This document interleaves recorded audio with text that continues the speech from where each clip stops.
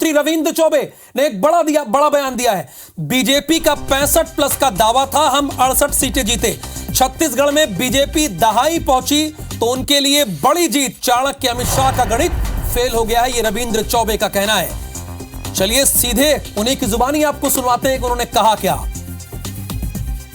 अमित शाह जी को रणनीतिकार, चाणक्य, देश के गृह मंत्री, पता नहीं कौन कौन पदवी से लोग नवाजते हैं, लेकिन हमने देखा है कि अभी कर्नाटक जैसे राज्यों में उनके सारे गणित फेल हो गए हैं।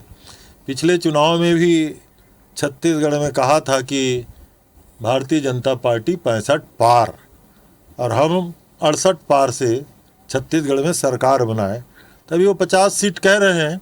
मुझे लगता है कि अभी विधानसभा में उनकी गिनती केवल 13 की है।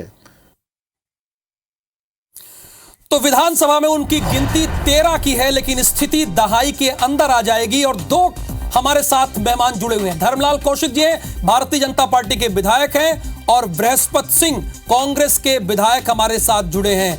बृहस्पति जी, ये आप किस आधार पर दावा कर रहे हैं? आपके इस दावे के पीछे की हकीकत क्या है, वो आप हमारे दर्शकों को बताइए। आपके माध्यम से दर्शकों से बताना चाहूंगा कि भारतीय जनता पार्टी अब भारतीय झूठ पार्टी हो गई है। इनके नेता ने लगातार पूरे देश में और प्रदेश में भाईचारा को बिगाड़ने का काम कर रहा है। किसानों को धोखा देने का काम किया, नौजवानों को धोखा देने का काम किया, व्यापारियों को धोखा देने का काम किया। छत्तीसगढ़ में भी जहां जर्सी गाय और किसान को 2100 रुपया धान का कीमत 300 बोनस देने की बात कहा था, जर्सी गाय देने का कहा था, कहीं कुछ भी नहीं किया। जब 15 साल इनको मौका मिला तो इन्होंने इलाज के नाम पे कलंक किया, अखफोड़वा कांड जैसे काम, गर्भाशय जैसे कांड, और इस तरह से लगातार अभी आपने देखा होगा पूरे छत्तीसगढ़ को शर्मसार करने वाले नौजवानों को पैसे देकर, एसी एसटी बच्चों को पैसे देकर नंगे निर्वस्त्र करके विधानसभा दौड़ाने का काम किया। ये छत्तीसगढ़ की जनता है साहब, सब समझती है। इनके भाव को, विचार को लगातार आईडी ईडी छापामारी कर रहे हैं, उनको क्या नहीं करते। जो भाजपा के जो बड़े बड़े नेता ने करोड़ों रुपए जिनके साल का इनकम 2 लाख पल रहा था पहले विधायक बनने के पहले, मतलब आज उनके कई करोड़ के होता है। बृहस्पति जी, जो मैं समझ पाया, अपने दर्शकों को चूंकि बताना होता है, जो बीजेपी का शासनकाल पुराना था उसके आधार पर ये दावा कर रहे हैं। संजय श्रीवास्तव जी भी हमारे साथ जुड़े हैं, भारतीय जनता पार्टी के प्रवक्ता हैं। पुराना इनका कार्यकाल भी बता रहा है और मोदी जी की कार्यकाल दोनों बता रहा है। अच्छा, दोनों बता रहे हैं, ठीक है। संजय श्रीवास्तव जी के सामने ये कह रहे हैं कि छत्तीसगढ़ की जनता अभी भूली नहीं है जो बीजेपी का शासनकाल था, इसलिए हम ये कह रहे हैं कि आप दहाई के नीचे आएंगे। बृहस्पति सिंह जी बोल रहे थे अभी।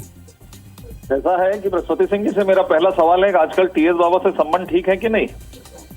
कहीं फिर से आरोप प्रत्यारोप तो नहीं चल रहे हैं? ये तो ध्यान है ना। तो ऐसा है कि सरगुजा संभल नहीं रहा, अपना घर संभल नहीं रहा, हम देश और दुनिया की बात करें। ये आपने भूपेश बघेल जी से सीखा है, बहुत अच्छा लगता है कि भूपेश जी को भी छत्तीसगढ़ की चिंता नहीं है, लेकिन देश और दुनिया की बात वो भी करते हैं। आप भी उसी लाइन पर चल रहे हैं, धन्यवाद। तो मुझे लगता है, देखिए ऐसा है कि अभी वर्तमान समय में 5 साल का कार्यकाल लगभग ये पूरा कर रहे हैं। इन्हें अपनी सफाई देने में ये दूसरे पर आरोप लगा रहे हैं। इससे समझा जा सकता है कि सरकार की क्या स्थिति है, बृहस्पति सिंह जी और विधायकों की क्या स्थिति है। इतनी कमजोरी है कि ये अपने चीजों को बड़े मुद्दे पे हम लोग बात कर रहे थे, आप व्यक्तिगत रिलेशन पे आ गए। टीएस सिंहदेव से संबंध अच्छे हैं कि नहीं, इस पे पूछ रहे हैं। बहरहाल बृहस्पति जी क्या जवाब देना चाहेंगे संजय जी के सवालों का? देखिए संजय जी की सोच वही है जो पूरे भारतीय जनता पार्टी की सोच है। संजय जी मैं आपके पास आ रहा हूँ। संजय जी मैं आपसे वादा करता हूँ, आपके पास आ रहा हूँ, बृहस्पति जी को सुन लेता हूँ ना। हाँ बृहस्पति जी बोलिए। संजय जी की सोच बहुत विद्वान साथी हैं, लेकिन इनकी भारतीय जनता पार्टी से ये इतने प्रभावित हो गए हैं कि कहीं प्रदेश की बात पूछे तो व्यक्तिगत बातें करते हैं। ठीक है संजय जी बृहस्पति जी प्लीज सर। संजय जी मैं आपसे भी प्रभावित हूँ, क्योंकि जब आपसे प्रदेश के बारे में बात की गई तो आप मोदी जी की बात करने लगे। तो मुझे लगता है कि चलिए दोनों एक दूसरे से प्रभावित है, ये तो अच्छी बात है, अच्छा संकेत है।